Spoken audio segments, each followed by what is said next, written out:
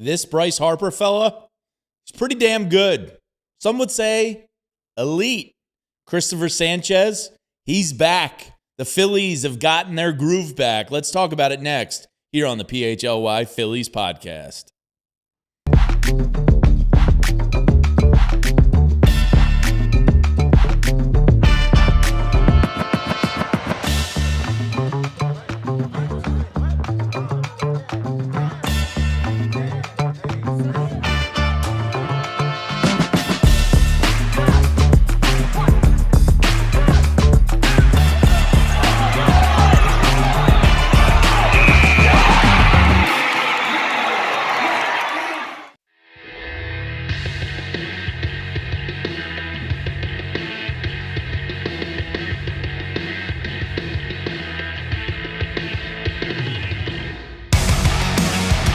Hello and happy Wednesday to all, live from the Xfinity Lounge here at the PHLY offices and presented by our friends at Bet365, where winning is everything.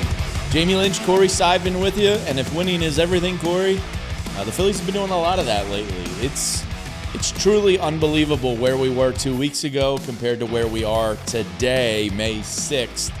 Not making up a ton of ground in the standings, but that's kind of something that's out of your control.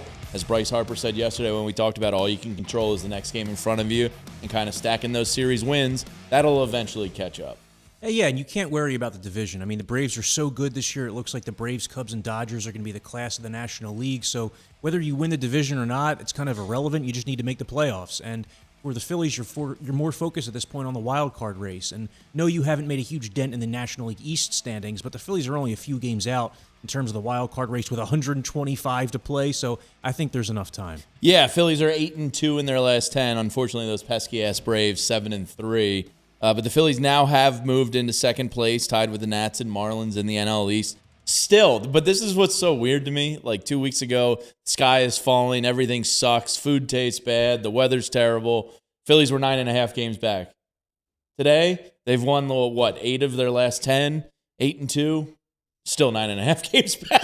But the tone is so much different now. So much different. Because the Phillies went from doing everything wrong to pretty much doing everything right. And we talk about, water finding its level and guys always getting to the back of their baseball cards. It happens sometimes in extreme ways. The Phillies were as bad as it gets. Now they're as good as it gets. Obviously, the truth is somewhere in the middle. But right now, just keep this momentum rolling.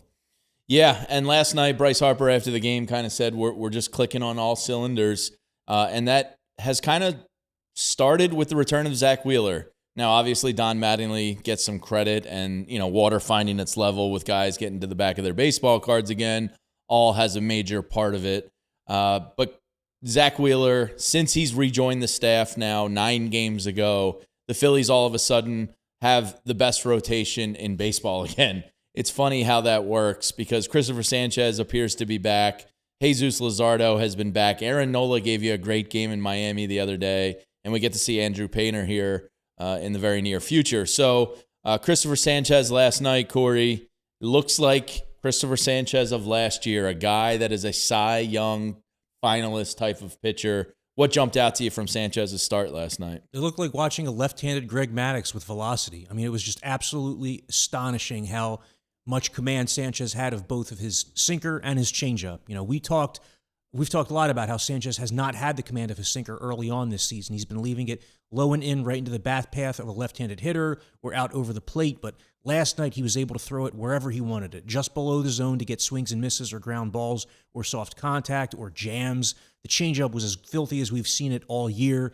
And that's just an example of what Cristopher Sanchez can do on any given night. And it doesn't matter if he was facing the A's last night, the Dodgers, or the 1927 Yankees. He was going to have a really good outing just based on the high quality of his stuff.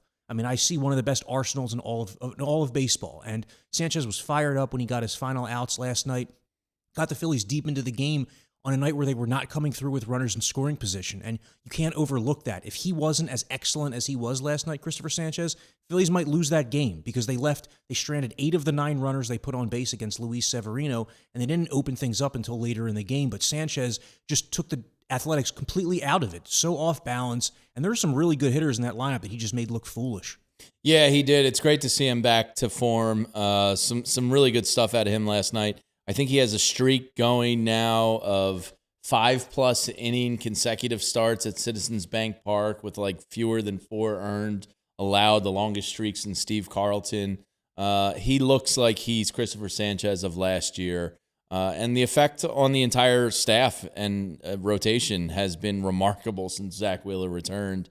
It's like almost hard to believe, but there is a psychology to a rotation and everybody wanting to match the guy ahead of them. And it's really cool to see. Well, I mean, 40% of the rotation now, you know that you're going to have the huge advantage on paper. Like any night that you go in with a start of Cristopher Sanchez or Zach Wheeler, you're going to be favored unless you're on the road against the Dodgers or something like that.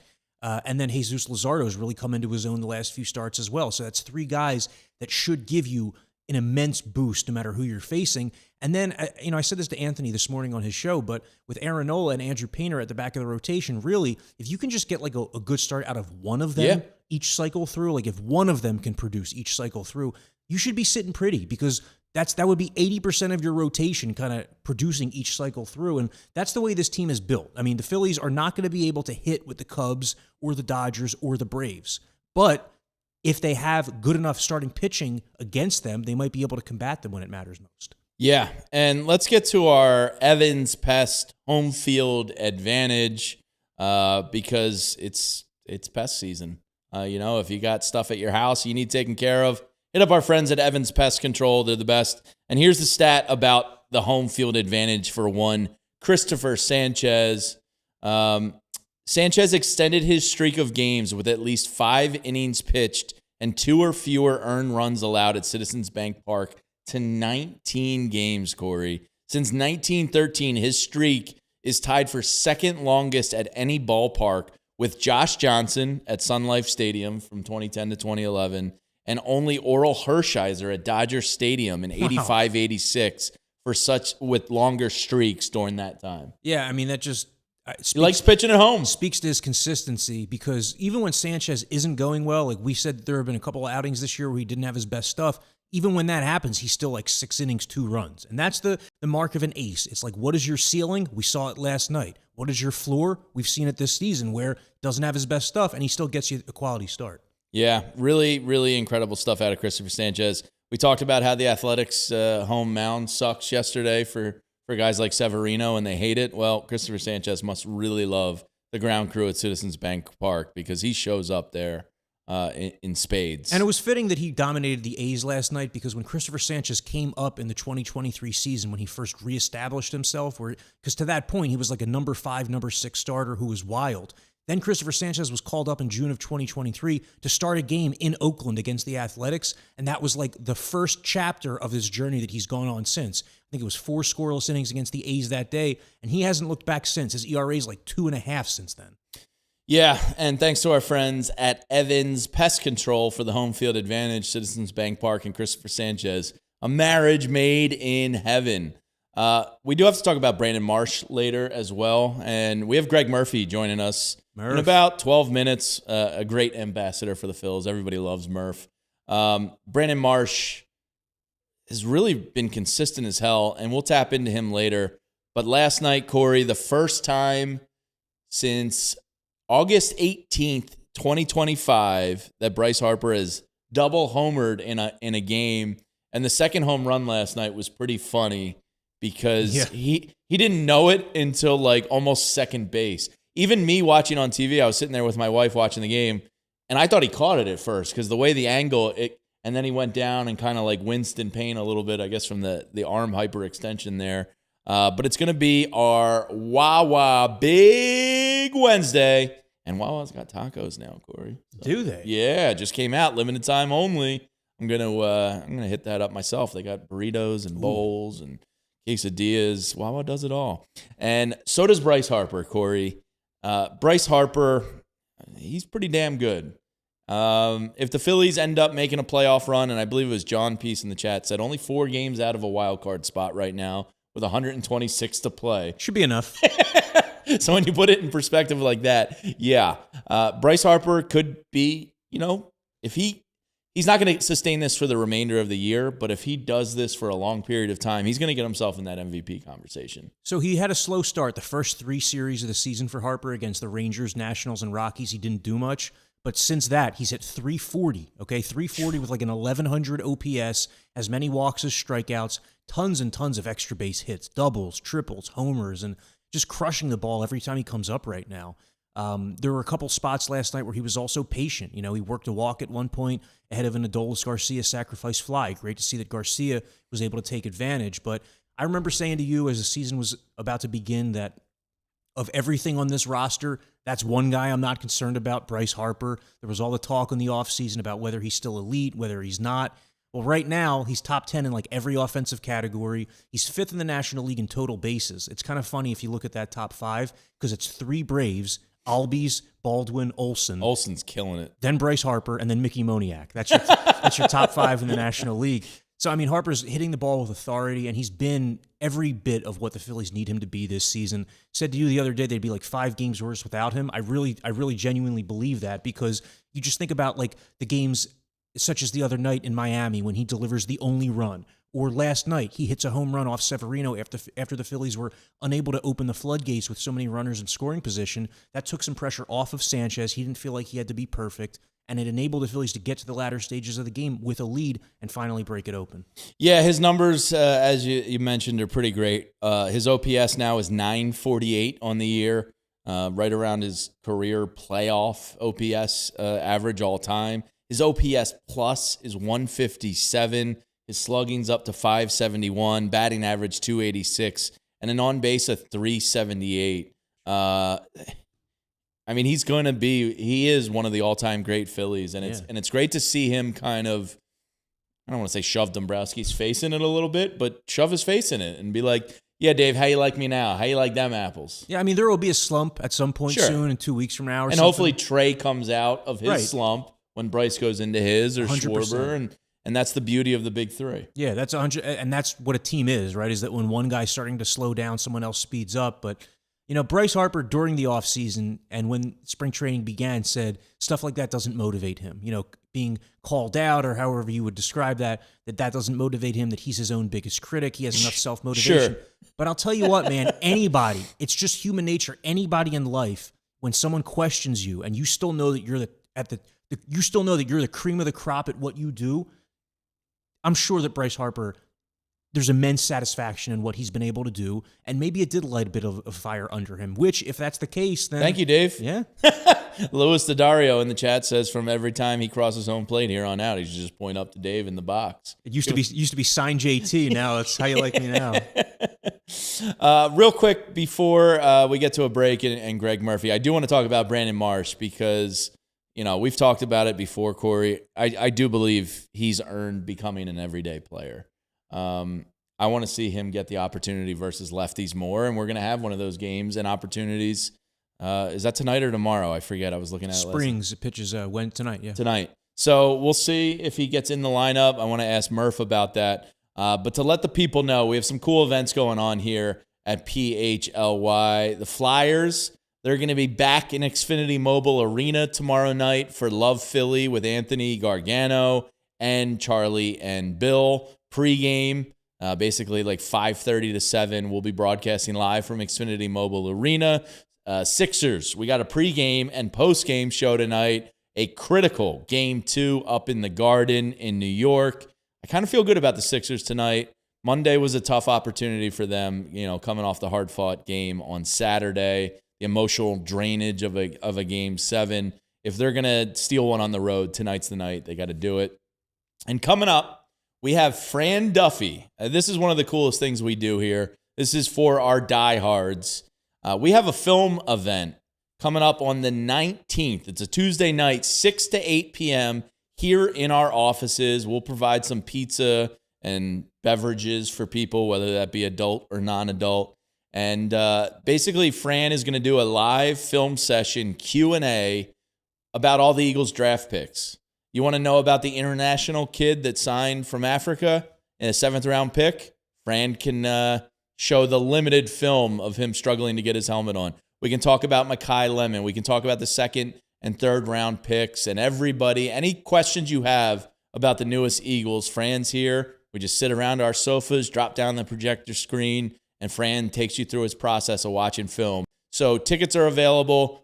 on allphly.com for diehards. I hope you can join us. It's always a fun time. I learn a lot personally watching a master chef kind of in the kitchen cooking there. So it's a really good time. So hopefully some of you out there can join us. Let's hit, Ethan, there was a super chat from my man West Virginia, Rick, who does not miss a damn episode, and we appreciate you, Rick. Is he saying Isaac Paredes? Yeah.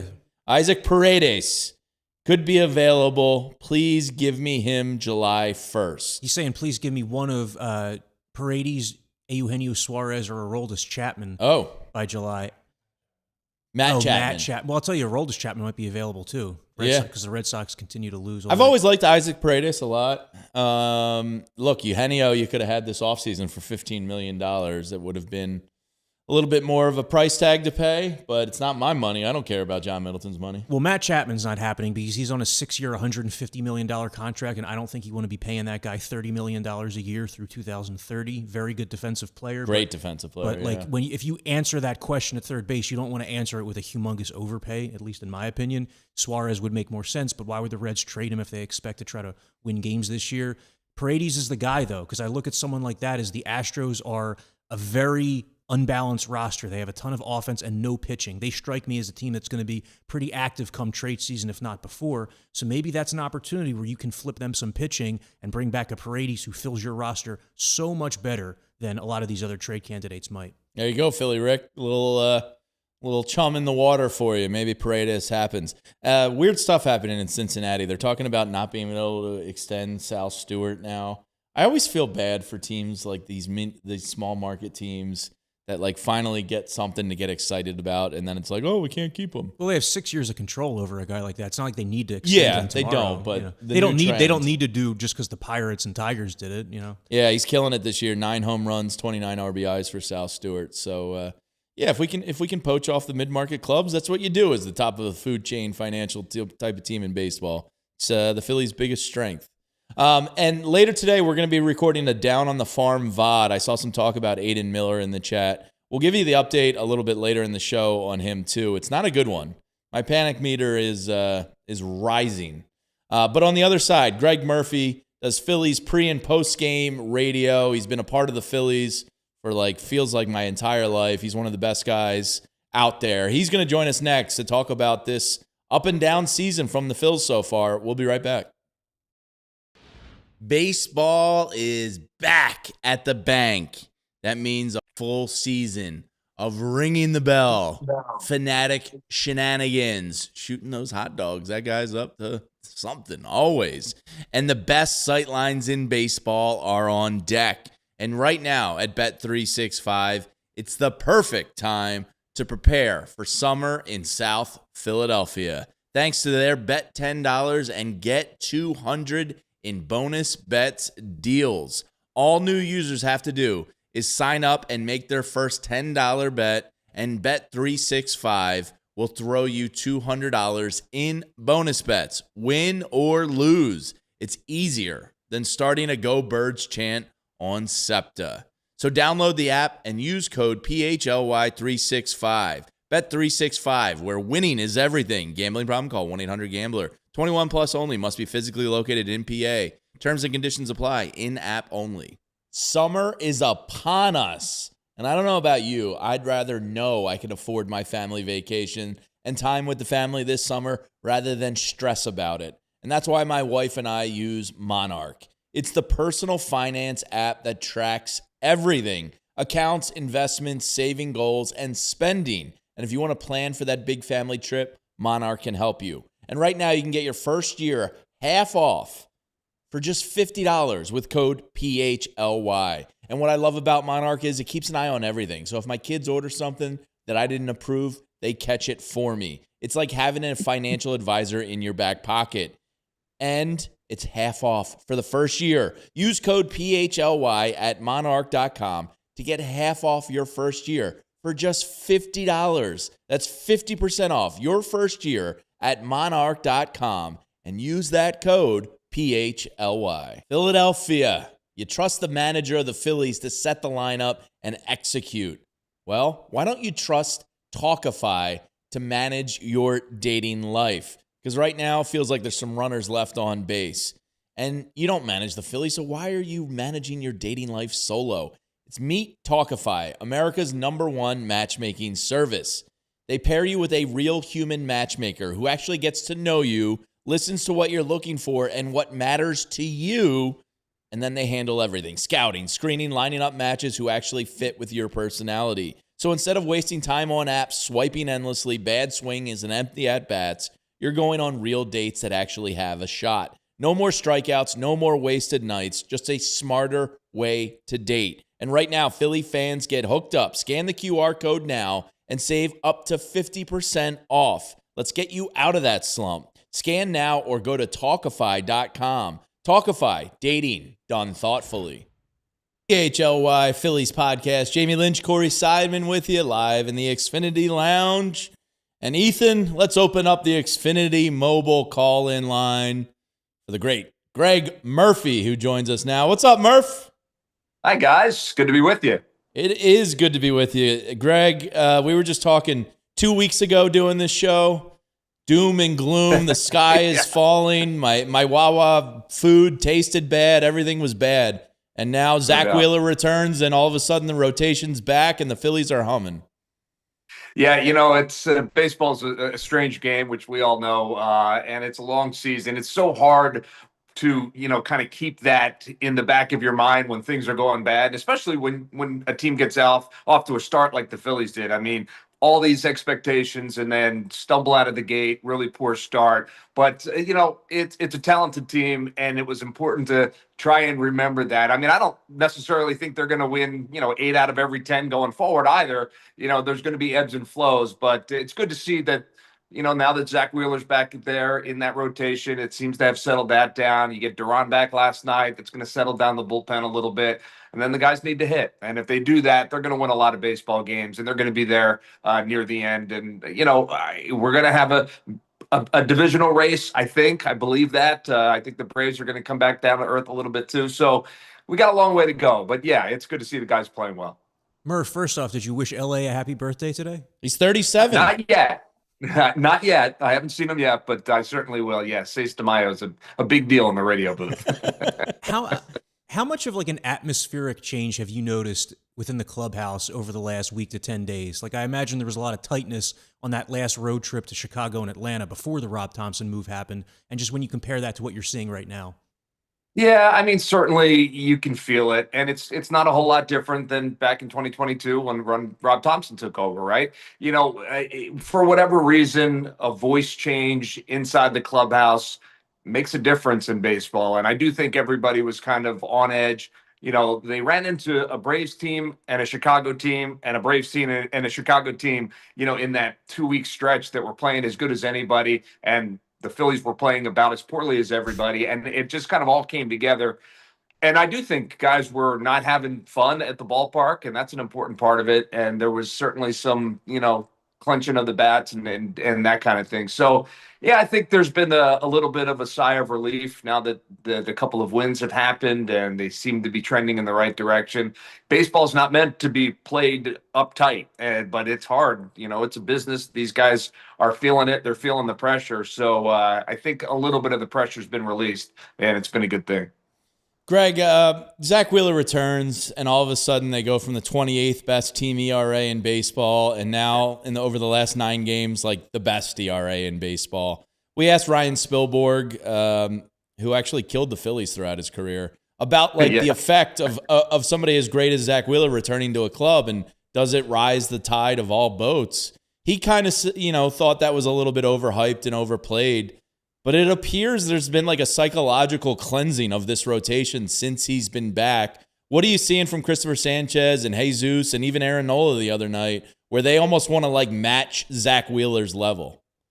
Yeah, I do think there's something to it. It's probably not as, cut and dry, black and white as it appears, right? Zach returns and everything's perfect. But, it came at the right time. A lot of things are happening at the right time. A little bit of a softer spot in the schedule. That helps as well, let's be honest. But, I do think that when a guy like Zach Wheeler returns, he is a kind of a calming presence. This rotation came into the season thinking that they were one of the top 3, 4 rotations in baseball. I certainly felt that way. I still feel that way. And, but they didn't have their de facto leader. They, as good as Cristopher Sanchez has been over the last couple of years, Zach Wheeler's the ace of this staff, and he's the ace of the staff for a lot of reasons, and some of it is just simply longevity. So you get a guy back like Zach, and it does kind of settle everybody down. Everyone kind of falls back into their spot. We heard Rob Thompson say it over and over again, and I think he's right. Guys were trying to do too much. And again, in baseball, it's a difficult way to play. And I think the pitchers were trying to do too much, be a little too fine, be a little too perfect. And the offense wasn't hitting, so these guys felt like they needed to be perfect. So for all those reasons, you get Zach back, and I think everybody's able to kind of just take that deep breath and settle back in. There's going to be times where these guys are going to struggle throughout the course of the remainder of this season. But I do think you have 5 guys in this rotation that pretty much every night you feel like they give you a chance to win. As a fan, as a broadcaster, that's really all you can hope for in baseball. And I would tell you that most teams don't have that. There's generally a guy where you're like, we got no shot tonight. The Phillies have a shot every night with the starting staff that they have. So they need to stay healthy. But it's a good thing. And that's why I think things are trending in the right direction. So the season's not even 6 weeks old, and we've already seen like the best and the worst of what the Phillies have to offer. Yeah. We've also already seen 2 of the best teams in the National League in the Braves and Cubs, and we all know what the Dodgers can do. So after seeing these peaks and valleys over the first month plus of the season, have your expectations for the Phillies in 2026 changed at all? I mean, coming into the year, a lot of people peg them at like 90 to 95 wins, could potentially make a deep playoff run. From what you've seen from the Phillies and what you've seen of those other teams, has it adjusted at all in your opinion? No, it really hasn't. Not in my mind. I think this team is a playoff team. I think they have a chance to win the division. I still believe both of those things. I think the Phillies are going to be in the mix come October, and it starts with that starting pitching. But then, you look at the rest of the roster. There's talent on this roster. And, I think it's hard sometimes as fans when you are so close to a team. We see the Phillies every night. We're watching, and we see the warts, and we see the issues with the lineup where the 25th man or the 26th man, and they exist. But every other team has those issues as well, right? So I think it's important to remember that you look at the Atlanta Braves, they're off to a terrific start, and they're a really good team, and they really are. They were a good team coming in. They're playing really well, but are they going to continue at the clip that they're at? I don't think so. They're going to come back to the pack a little bit too. That's baseball. That's kind of the way it works.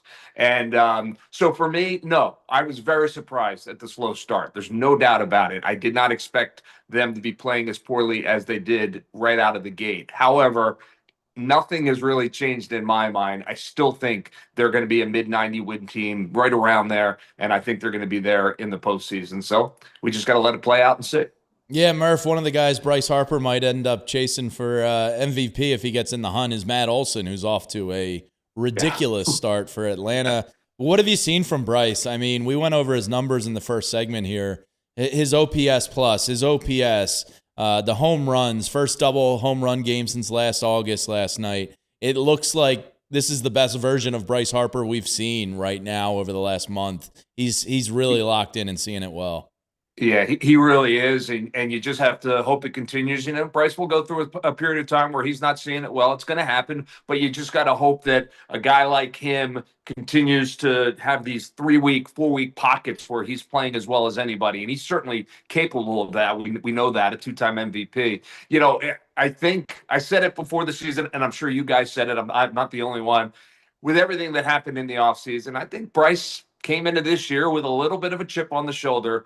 And to me, Bryce Harper with a little bit of a chip on his shoulder is the best version of Bryce Harper. And I think we're seeing that right now. The guy is uber focused. He always is. And he is super competitive. But he gets what's happening here. And he understands where he is in his career and what his legacy might be. And these things are important to him, as they should be. So I do think we're seeing the best version of Bryce right now. And man, oh man, if he can keep it up.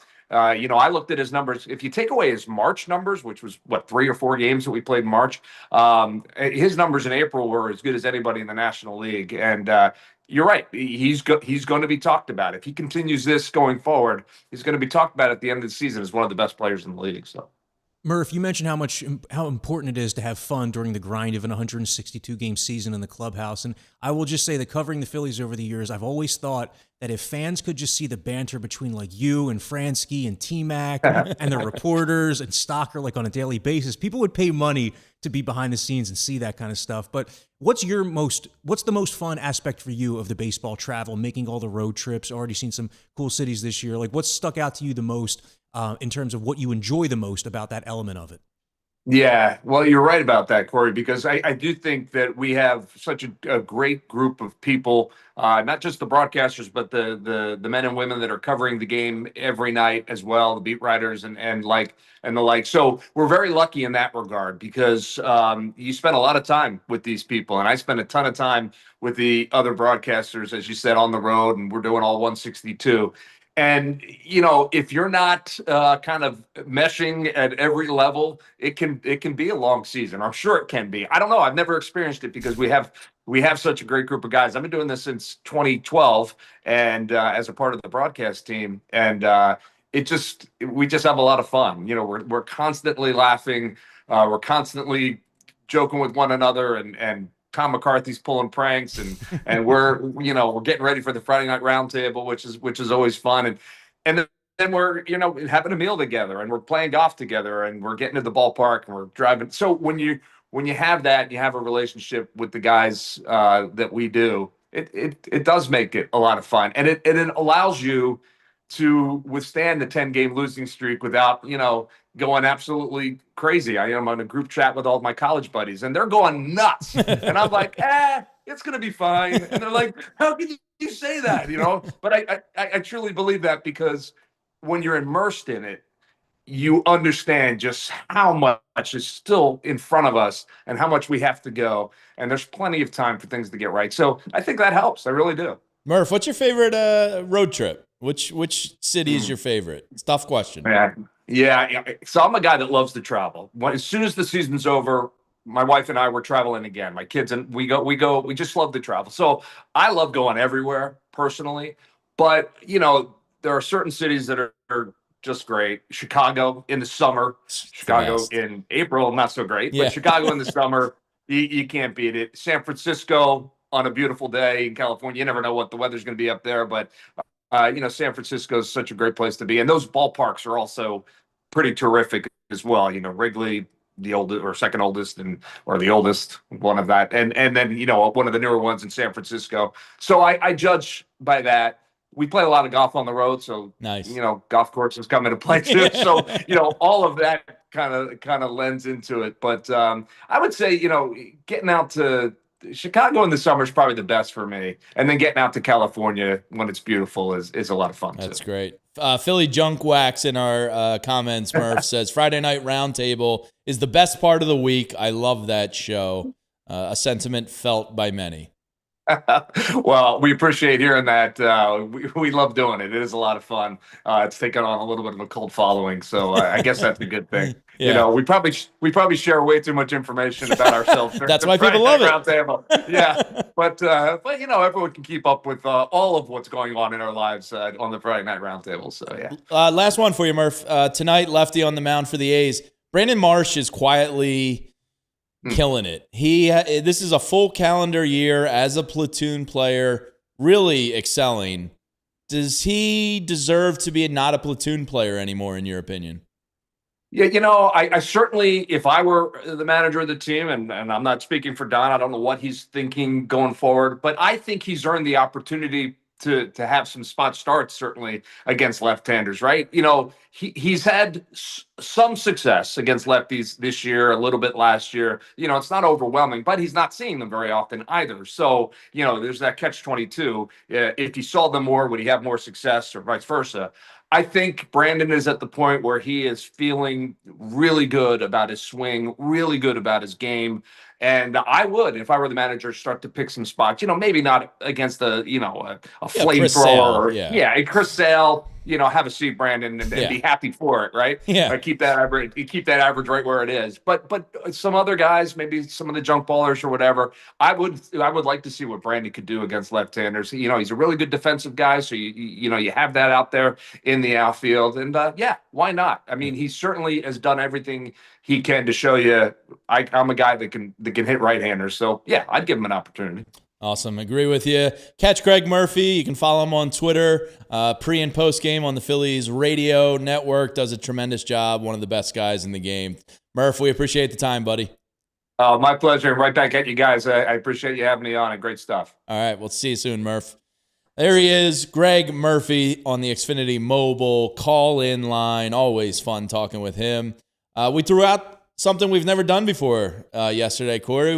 We opened up your mailbag. Oh, boy. So we let some people in the Discord and on Twitter throw some questions your way. So on the other side, we're going to dive into Corey's mailbag and see what we got. Join us next. Calling a quick timeout here. Because in how baseball, you're always waiting for that one pitch, the one that's right down the middle you can drive out of the park. Well, that's what's coming at you at Elkins Chevrolet, because they're not playing games over there. Talking real deals right down the middle. And here's the thing. This isn't complicated, reading the fine print. This is straight deals coming right at you, made simple. And whether you're stepping into a new Silverado, a Trailblazer, or something pre-owned, this is your pitch, Joe Boo. No curveballs coming at you. Just solid, straight-up values and a team that makes it easy. So don't sit on the bench wondering, did I miss my pitch? Swing into the savings at Elkins Chevrolet. Real brothers, real deals, and a whole lot of honkin' good service.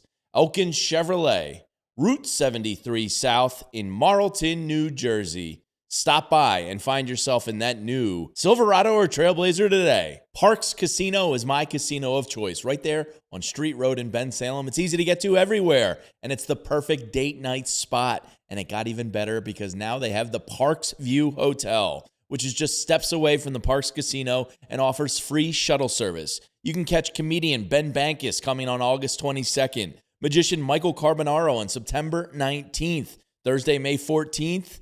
Coming up, Jacob Dylan and the Wallflowers, Friday, May 15th, country music superstar Brantley Gilbert. Saturday, May 16th, check out the Dice Man, Andrew Dice Clay. And the end of the month, a night of yacht rock with Ambrosia. The Long Island medium, Teresa Caputo's coming in June. And Saturday, June 20th, All McCartney Live, a tribute to Sir Paul. George Thorogood and the Destroyers coming in late August. Sebastian Bach. Go to parkscasino.com to buy tickets. You must be 21 or older. Great date night. Always something happening at Parks. Gambling problem? Call 1-800-GAMBLER. It's National Literacy Month, and what a great month to teach your children about financial literacy. And TrueMark Financial is here to help you with the Greenlight app. It's not just any app. It's a game changer for your kids. Whether they're trying to set savings goals, learning how to track their spending, or even just getting their allowance, it's all right there at their fingertips. And get this, each kid gets their own debit card so they can make purchases, learn how to budget, and build real-world money skills while you stay in control from the palm of your hand. You get peace of mind. They get to make smart, responsible choices. So head over to TrueMark.com/Greenlight to get all the details and sign up today. Don't miss the chance to set your kids up for financial success. TrueMark is federally insured by the NCUA and an equal opportunity lender. NMLS 404938. Fun catching up with Murph there. Always great to talk some ball. It's nice because we talk every day, Corey, so it's always good to get somebody else's perspective every once in a while. And he said it's 2012 since the radio. I feel like Murph's been a part of my entire Phillies life. Sure does, man. At this point, you think back to the different eras that he's been a part of. He was a part of the heyday at the end there, and then the down years for the Phillies, and then the rise back. But I agree, it's fun to get perspective from a guy like that who is entrenched as much as anybody. He's on the team playing. He's at every single game. So few people have as much knowledge of the day-to-day workings of the Phillies right now as a guy like Gregg. A couple cool new items we have at the PHLY merch store. I got to let the people know about the new VJ Edgecombe and Big Guard University shirts. dropped the other day. The VJ one is awesome. That's one of my favorite shirts we've dropped. So if you want to get those, head to allphly.com. Big game 2 tonight. Let's go, Sixers. And then the Flyers. They got game 3 tomorrow night back at home, and we've got a whole bunch of shirts. We got your scumbag hockey shirts here. We got your Marty McFlyer shirts here. We got your Darth Vladar shirts here. We got a little bit of everything for you. So some great new merch out and available at the merch shop on allphly.com. All right, Corey, let's open the mailbag. Are you familiar with the show or the movie Don't Be a Menace to South Central While Drinking Your Juice in the Hood? Of course, yeah. Yeah, the classic cinematic masterpiece. I watched it a ton as a kid. And for some reason, whenever I hear mailbag, I always hear in my head, because I'm a big dumb idiot, meow, you know, like that. Well, the tone of this mail, I assume, would have been a lot different if we opened it up about 7 to 10 days ago. Yeah. So, Ethan, let's open up the first mailbag question for Corey. What you got? Are we seeing a change? And this is from Sir Goat 856. Are we seeing a change with the Phillies? Or is this just a product of a weak stretch of the schedule? That was impressively done by you. Thank you. I mean, that was like soundboard level. The boring answer is it's a combination of both, but I think it's more about the Phillies just playing their brand of baseball. Like the game that Cristopher Sanchez pitched last night, I said this earlier, but he could have been facing the middle of the Dodgers order every inning, and he would have had success based on the quality of his stuff last night. So I think this is more about the Phillies. It does help that they're facing some inferior teams. We'll know more in a couple of weeks when the schedule stiffens back up, but even after the Athletics leave town, you got the Rockies, then you got the Red Sox, then you got the Pirates on the road. So could be, a beneficial few weeks for the Phils. And you would hope that at the end of this stretch, they're like 22-24, something like that. Only a couple games under 500. And then at that point, the goal is get past 500, get to like 10 games over 500, and then see if you can take off. All right, Ethan, hit us with mailbag. Question 2 from Philly Buck 311. My dad said he wants to make the trade of Crawford and players, meaning prospects, I assume, plus some cash for Mike Trout, who I believe just hit his 11th home run last night or the night before. He did. With the Angels picking up a good portion of his contract. I'm out on this. Can't trade young outfield homegrown talent. They are desperate for homegrown outfield talent, as we've talked about, Corey. Mike Trout, the injury concerns, if the Angels were to pick up a good chunk of the remaining salary, is it something you consider, or does the injury history kind of scare you off there? Mike Trout is such a complicated trade situation. Yeah. So first off, you have to think about the money owed. He is owed $35.5 million each year through 2030. So that's not a ton left in terms of years. I think it's 4 years, $142 million is what the math adds up to, which, yeah, that's a lot of money. But if you were to know that you'd have Mike Trout on the field 140 games a year, that would be a no-brainer. You go after that guy. I don't know if the Angels would do it because you would need to get so much in return, and that question poses that the Angels would also pick up money. From the Angels' perspective, is it even worth it if you pick up, like, say 40% of the money and all you get back is like a Justin Crawford? Not to say that Justin Crawford couldn't someday be a very good everyday player, but for now he's just a rookie prospect who may or may not, really hit.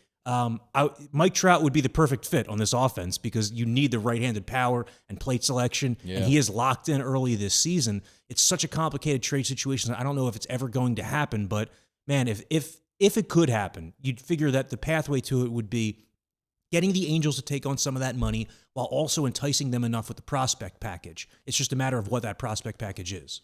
John P. says, I'm out on Trout for that price. The dude isn't going to play. He can't be playing in October. He's got Eagles games to attend. That is fair. This is the point I'd make, though. The Phillies are so committed with this team, right, that's a risk that would make sense because of how much you have committed to this team. Like, if it doesn't work, it doesn't work. And that's a chance where you could actually drastically raise the ceiling. I know that it sounds like a pipe dream. We'll see. I love pipe dreams. We'll see. They're fun to talk about. All right, Ethan, what's next in the mailbag? Is this recent Phillies spurt just the tip of more good things to come, or might the team go into another funk? I'll leave this for you, but I will say I think the funk is less likely without a Taijuan Walker on the team. Yeah, that's a good point. When you're skidding, having an automatic skid mark Did you plan that one? I didn't, but it worked. Every fifth day, I think, can kind of keep those bad times rolling. So I do think that's going to help prevent another skid of that magnitude. I don't think that we've seen the last Phillies slump, but I think we've seen the last slump of that magnitude, because that was a combination of not hitting and also getting nothing from the pitching staff or defense. So the next time the Phillies offense does struggle, which will happen, it might be next week, it might be next month, where they start to score 1 or 2 runs a game again. But when that happens, you would still figure that the starting pitching is going to be better. Wheeler will be better, Sanchez will be better, Luzardo, you'll have Duran healthy. So the mitigating factors should prevent a slump from reaching 10 straight losses. All right, Ethan, hit us with the next mailbag. Where and why is the defense so bad? Who are the biggest issues? From Philly Dan in media. Thank you, Philly Dan. We touched on this a little bit yesterday. It's eye-popping. The defensive run saved category, they're 3.5 times worse than the next worst team. We kind of talked about the shortstop being the main focal point for so many just like gimme plays that are getting botched. In your opinion, outside of Trey, is there somebody that's really popping off the screen at you, or is it mostly Trey Turner related? Yeah, it's the left side of the infield, mostly Trey Turner. I mean, Alec Boehm does make most or all of the routine plays, but he doesn't have exceptional range. But it just boils down to Turner. Like in the Marlins game, the series finale, for example, Monday night, one of them went down as an error, one of them went down as a hit. In truth, they were both errors. The hit went down because Turner fielded a ball cleanly at shortstop, but just didn't get it out of his glove in time to throw out Otto Lopez. You just need him to make the consistent routine plays, Trey Turner. I'm not asking him to be Ozzie Smith, right? But you just need the captain of the infield to be more steady-handed. And Trey Turner, in both ways, is a guy who has not gotten going yet. Phillies are 16-20. You figure that it's going to happen at some point for Turner, whether it comes with power or average or speed. But we just need to see him making more of an impact.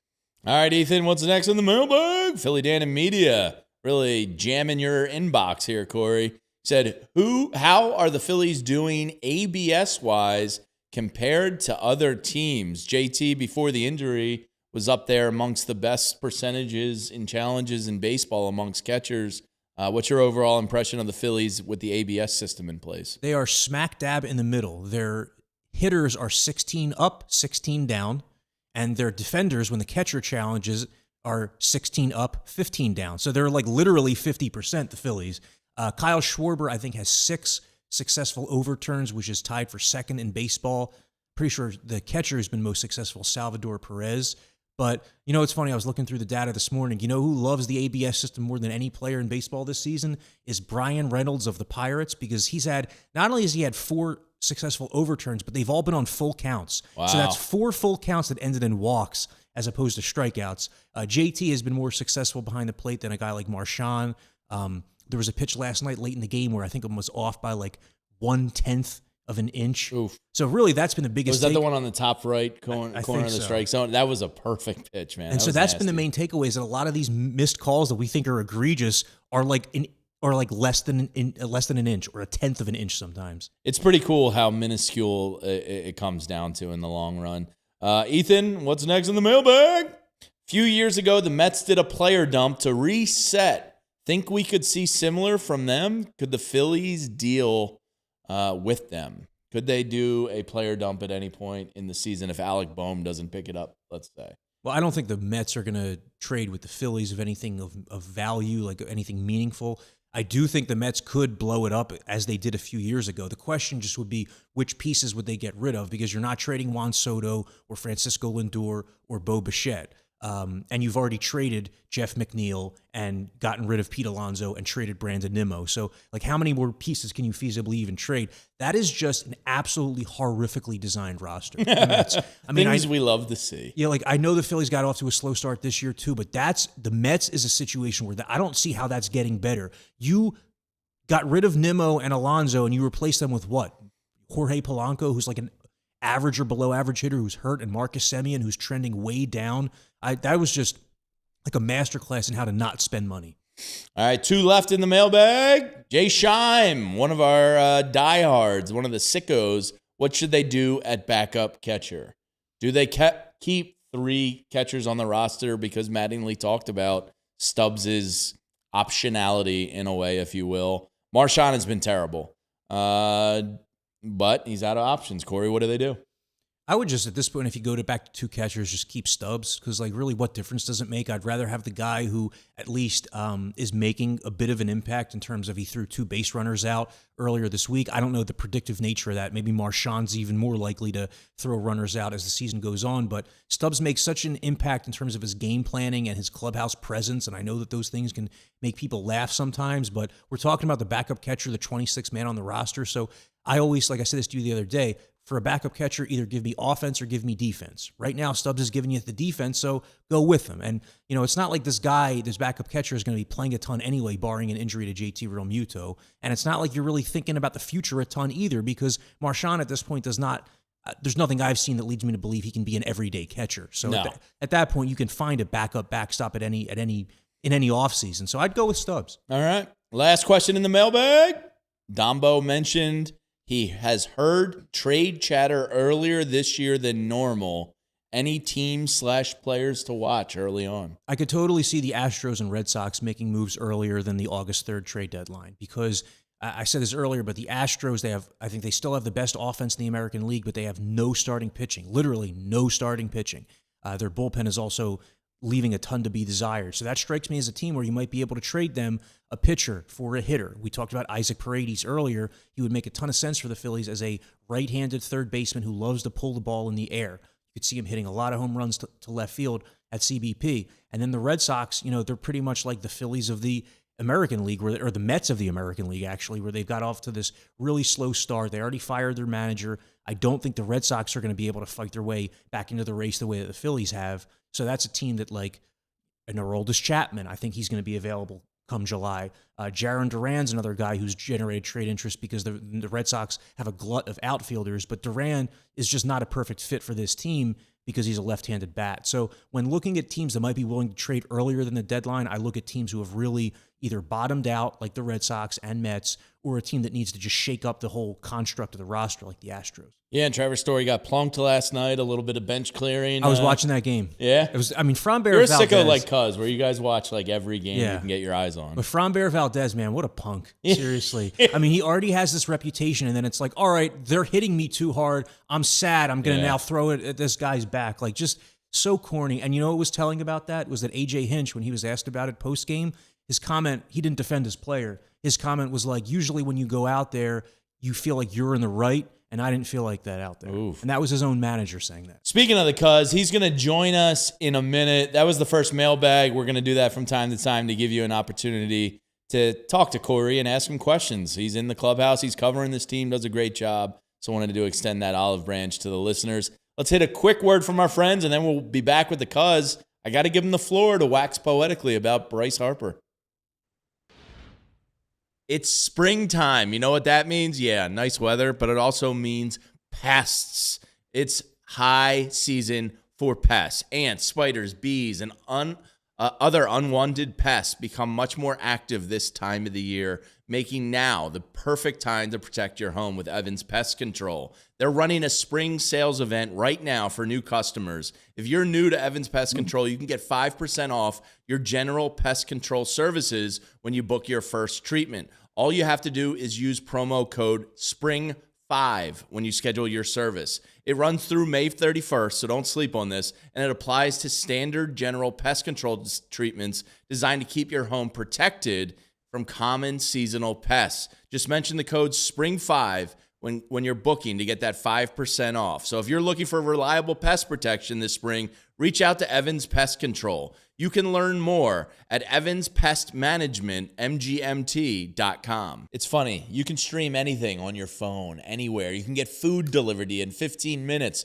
from your favorite places. So why are you stressing over tickets to your favorite event? That's why me and my family use the Game Time app, because the girls always want to go down to a Phillies game, and I just wait till the last minute and get the best deals in the ticketing industry on the Game Time app. It makes it so easy. You can look for zone deals where you pick the section and let Game Time pick the seats for you, and you save. My favorite feature, what you see is what you pay. There's no hidden fees at the end, no surprises when you go to checkout. You got image of your seat views, so whether it's concerts, sporting events, theater, or whatever, want to go see that comedian? Use the Game Time app. Take the stress out of buying tickets with the Game Time app. Download Game Time app, create an account, and use code PHLY for $20 off your first purchase. Terms apply. Again, that's PHLY for $20 off. Download the Game Time app today. PHLY Phillies podcast. And I had to extend the floor to Anthony. I know you got to catch up with him earlier, Corey, but I wanted to welcome him in on the Talkify talk line. He's hype. Yeah, Talkify, dating done thoughtfully. You can head to Talkify.com. There's the talk line with the cuz, and Bryce Harper. He might get himself in another MVP discussion here.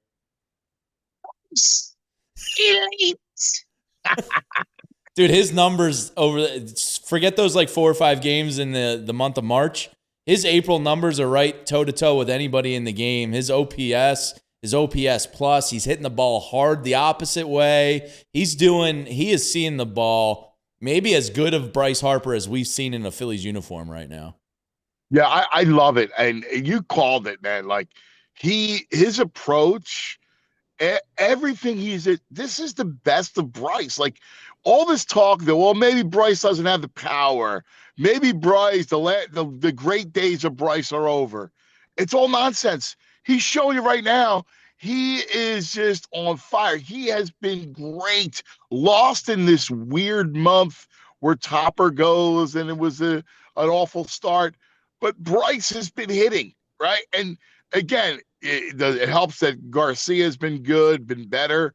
But he's just on another level, man. This is why I love him. This is why greatness matters. That's why I wrote that ode to Bryce before the season, because the big moments and the greatness that he is, that stuff matters. It's why I love, like when you talk about stars and loving stars, it's these moments, these bright light moments that, Bryce shows you what he can do. I'm over the moon with him. So you got Bryce doing his thing. You have Zach Wheeler back. You have Cristopher Sanchez turning in a brilliant outing like last night. Are you buying this team, Anthony, again, as like a potential 90-win club, potential playoff team? Because we've seen the best and worst already in the first week of May.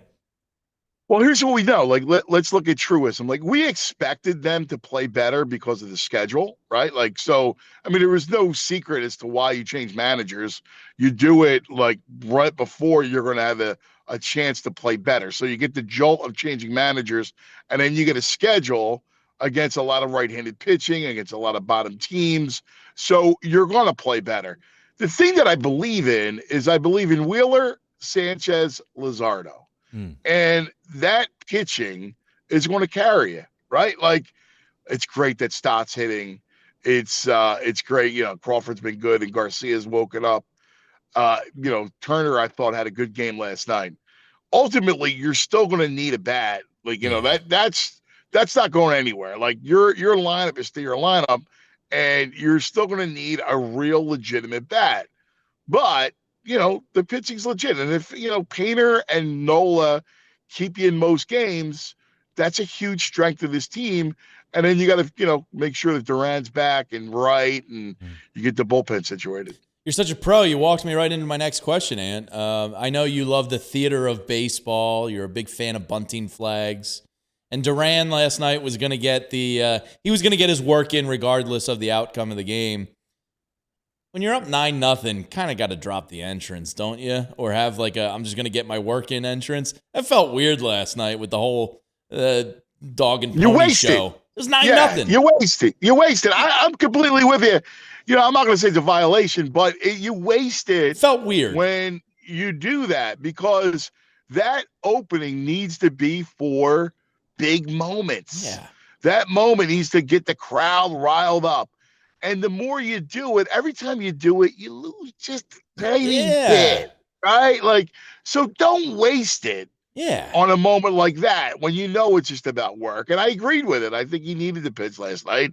He needed to get the work in, but no entrance. I'm completely with you.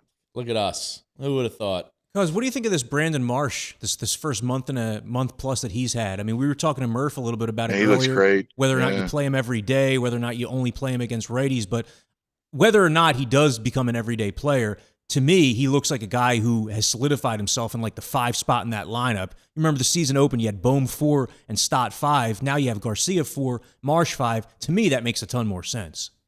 Yeah, I think you got to roll with it. And I think, listen, he deserves the opportunity to play every day and to see what he can do and if he can finally figure out lefties. But he's feasted against right-handed pitching. It's real. He's giving you good quality at bats. And, it's the idea of approach, right? Like, I love his approach. Like, he's got a plan of attack. And he's been locked in all year against right-handers. Give him a shot, see what you can do. Because look, you need somebody desperately maybe this is his year. Maybe this is a breakout. Maybe this is something that can last beyond April and, May.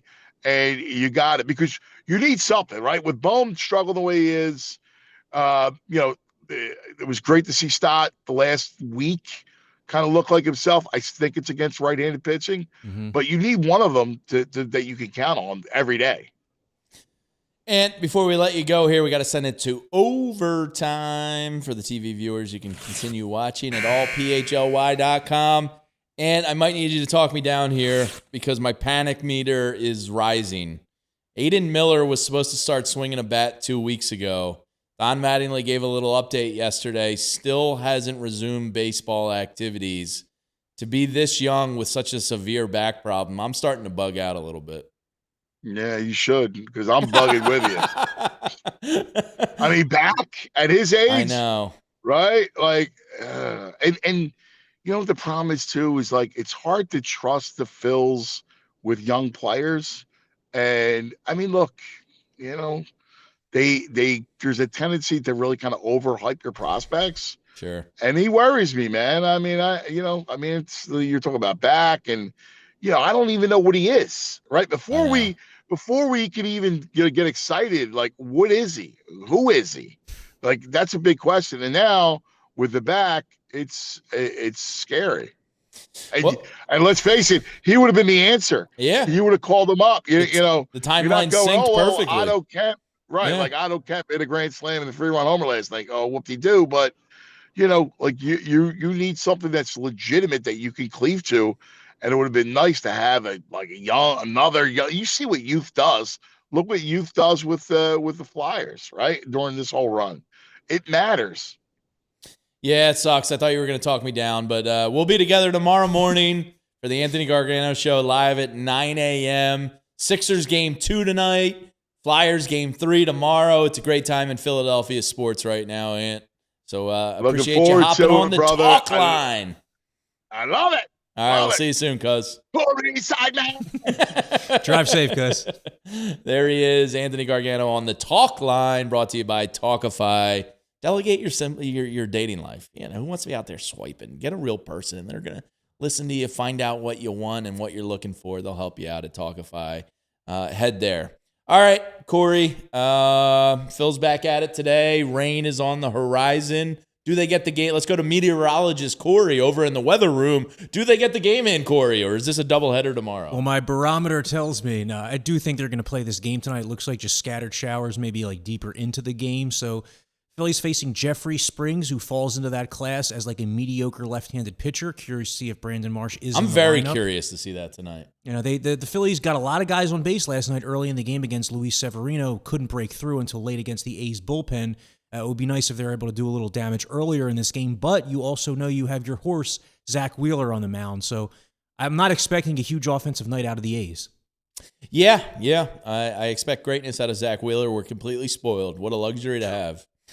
Thanks to Ethan Hartley behind the scenes for producing today's show. Don't forget, Sixers pre- and post-game. They got you covered tonight. I'm feeling a win. Flyers and Love Philly live from Xfinity Mobile Arena tomorrow prior to Flyers hosting Game 3. Post-game live from the arena as well. New merch out. Die Hard sale going on. Franny Films, Eagles Prospects, film review coming up. We got a ton of great stuff happening here at PHLY. Make sure you're liking and subscribing to the channel if you haven't already. And if you could do us a favor of just hitting that thumbs up button if you haven't already before you get out of here, it helps us a lot.